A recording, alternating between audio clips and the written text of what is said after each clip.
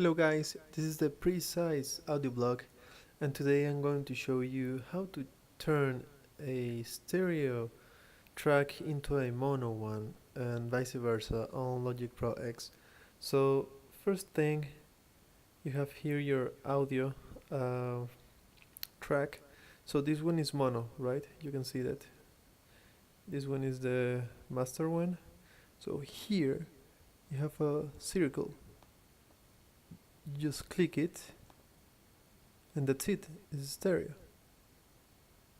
I tap it just once, but if you hold it, if you hold the click, it's going to appear that. So that's it, guys. That's something that it's different from Logic Pro 9. So I hope this was helpful for you and have a great day. Goodbye.